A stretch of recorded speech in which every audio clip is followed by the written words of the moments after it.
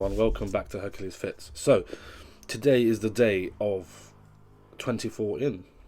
I'm very excited because this is where I can share the things I did to drop a lot of weight relatively quickly and keep it off as well. Now, as I explained in my previous video, at the moment I've put a lot of weight on for the purpose of this video because I want to share the experience with you guys. I want you to see that actually going from a heavy weight and then dropping down is completely plausible. But there's a period in my life where I was looking at multiple ways of losing weight, and this was before I did any type of bodybuilding or anything like that, where I was just heavy set, almost classed as an endomorph. So that means I hold on to fat easily, but I can also put on a lot of muscle. But it's harder for me to lose the fat even when I'm gaining the muscle.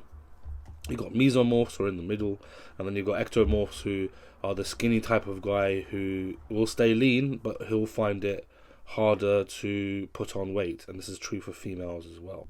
Now, when I did some research, I realized actually one of these things that I'm about to talk about wasn't beneficial to me. It was a combination.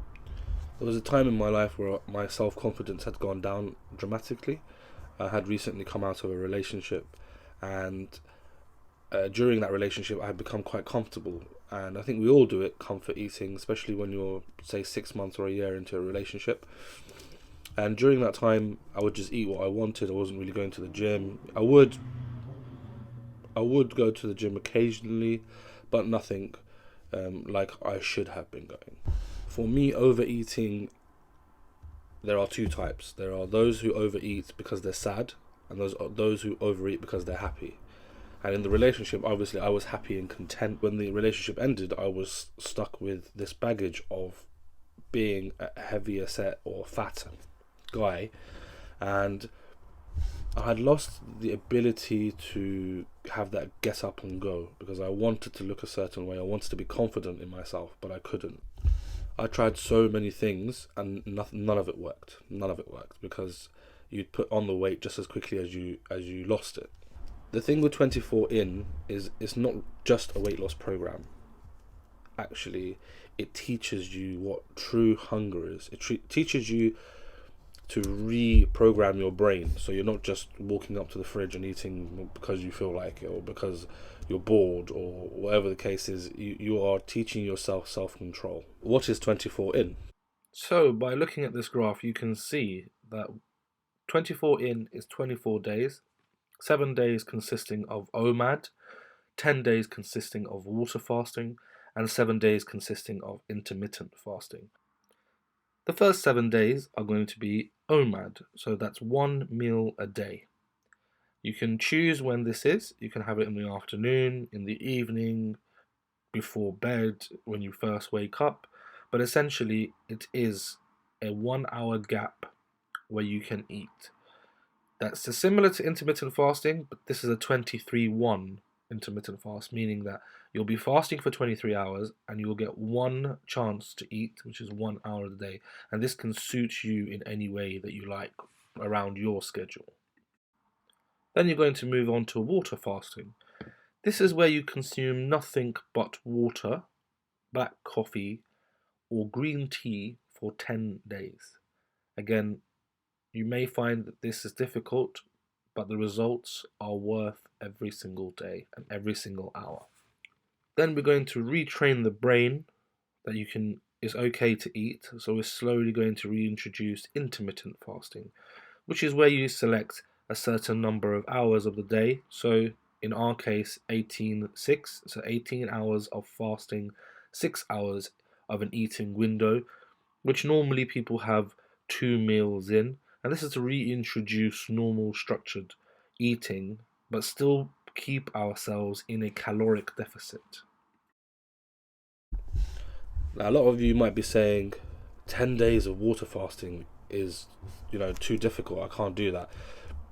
This is something that is vital for you to understand, that although, yes, it's difficult, I'm not even going to go into the benefits for a second here. it's about your whole life you've done something that may not have worked for you. So your whole life you've done Atkins, you've done keto, you've done whatever it is and it hasn't worked for you.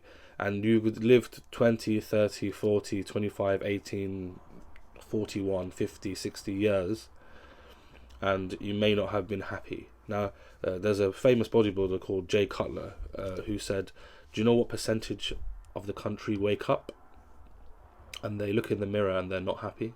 Do you know what it's like looking in the mirror and being content or happy with what you see?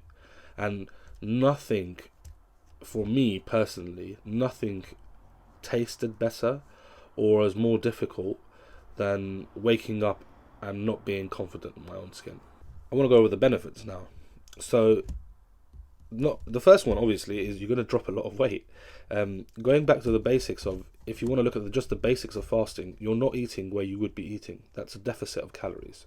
So if you're doing OMAD, you're only eating one meal a day. Even if you have a very large meal at say 1,000 calories, the average expenditure for a female is 15 to 1,800 calories. For a male, it's 2,000 to 2,500, or even 3,000, depending on how muscular you are, how heavy set you are. So you're going to be losing a ton of weight. It's the same as water fasting. You're reprogramming your body to know that actually I'm not getting food right now.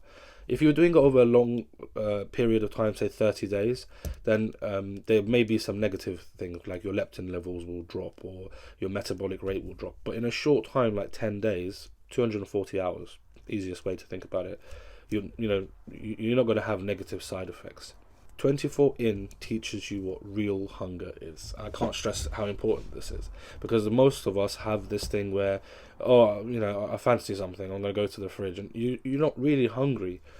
90% of the time, if you're hungry and you drink 2 glasses of water, you're full, because your stomach has only a certain amount of size, and you've just trained yourself to go and pick up the sandwich or the bagel or the crisp or the chips or whatever it is. You've trained your brain that this is okay, and it's not. And to add to that point, it teaches you self-control.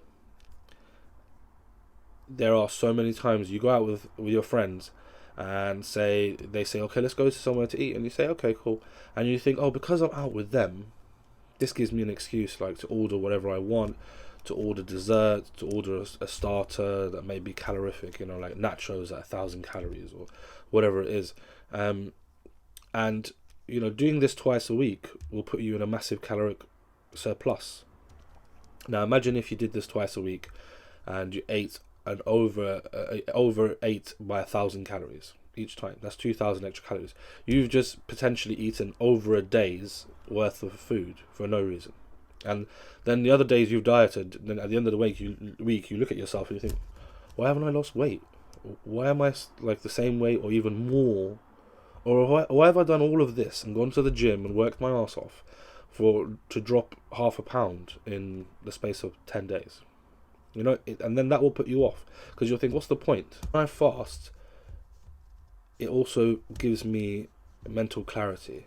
So regardless of what religion you are, that mental clarity is something that's specific to fasting, and it's something that you won't really understand until you're into the fast. So on the first couple of days, you're going to be groggy and annoyed, and your sugar levels will drop. So therefore, you will be thinking, I can't do this. You might even get a bit of a headache. You might be annoyed really quickly.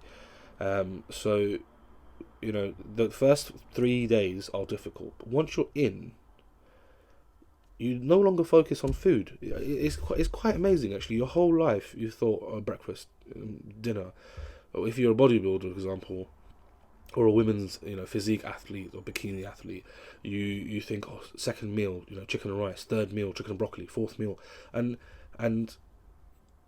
this allows you to completely eradicate food from your brain. In the fourth day, you're not focused on food. It almost allows you to focus on something else if you want to. It's great. Yesterday, begrudgingly, I weighed myself, and I also did a little video to show you what I look like, and I was horrified because I've been doing this to put on weight for you guys, so that I start off as fat. I wanted. I didn't look at the scale. I tried not to look at myself because I knew I'd stop if it got to that stage. So I was worried. I was worried when I looked at the scales, but it's all going to be worth it because in 24 days from now, everyone will be shocked. I promise you, because I've done this before and it works. Okay, so my scales were a bit dirty. Sorry about that, but I was shocked when I saw this is the heaviest I've ever been, 284 pounds. I could not believe it at all. Even when I looked at myself in the mirror, finally, couldn't believe it. Big belly, got the love handle, got the little side boob thing going on. But my pecs weren't as hard as they always are. I was just gutted, to be honest. But guys, you can be shocked when all of this goes. So guys, I'm not gonna lie to you. That was quite hard for me to watch. I've always been someone who's quite proud of the fact that I go to the gym and I look after myself, and I look good.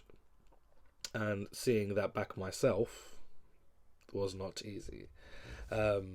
So yeah, that was quite hard for me to watch. As I said before, this is the process. You may be bigger than me, you may be a lot leaner than me, you may even be, quite lean, but you just want to get extra shredded. This is a good way for you to do those things. The most important thing is for you to be honest with yourself. Why have you let yourself go? Is it because we're in quarantine, self-isolated, and you're just bored? Is it because you've come out of a relationship and you're comfort eating? Is it because you went into a relationship and you comfort ate? Are you upset with work? You need to find the source of why you overeat or why you eat the foods you know are bad for you. It's almost a form of self-abuse. It's a bit like smokers. They know smoking is bad for them, but they still smoke. Why? What is that reason? Now, we can say that there are the addictive qualities in unhealthy food like sugar and salt, but we have the power to overcome addictions. We have the power to do all of that. So what's the reason that you're stopping yourself from overeating or from eating the foods you shouldn't? Why are you so unhappy with your own body? Or why is it you, in the 20, 30, 40, 50 years you've been on the planet, why haven't you been able to sort that problem out? And now that we are in isolation and quarantine and all these things, and we have the time to prepare the meals we should be eating, etc., why aren't we doing it? That's the question. There's a moment in my life I remember quite embarrassingly, where I was in a relationship and I got myself so big that I went to, I think it was Thorpe Park actually, which is an amusement park where they have roller coasters, and I was with my partner and we lined up and we queued, and there was a few roller coasters that I went on no problem. There's one in particular, I think it was called Colossus, and I sat down and it was a specific one where the structure had to come and squeeze down on you, and it wouldn't squeeze down. And I thought, it's okay, the guy's going to come along and push it down for me. And he said, sorry, you're just too big. So me and my partner at the time got off, and I didn't say anything. I kind of played it cool. I was like, oh, I'm just a big guy. And, we walked off. But I remember being so upset because it was so embarrassing, especially as my other half had always just said, like, you're just a big guy. Like, she was so supportive, which was incredible. But I was so embarrassed. I couldn't believe it in front of all those people. Everyone else was okay to use this ride, but sorry, you're just too fat. That was a big turning point for me because it made me reflect as to why is it everyone else can wear a large or a medium, but I have to wear a double XL, and not in a good way, not in a way that I always wanted to, like as a bodybuilder or as a fitness person to wear XL because it's tight on my arms. But at this point in my life, I was just unhealthy and fat.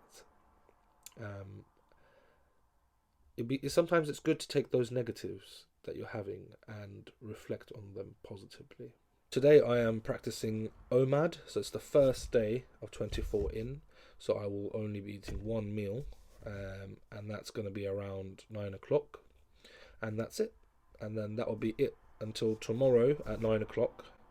And tomorrow we're going over some tips and tricks on how you can avoid making those unhealthy decisions, because we all do it. We all do it. I walk past a pastry shop and I'm like, but there are some things that I have done in my life that have made it so easy to just say no.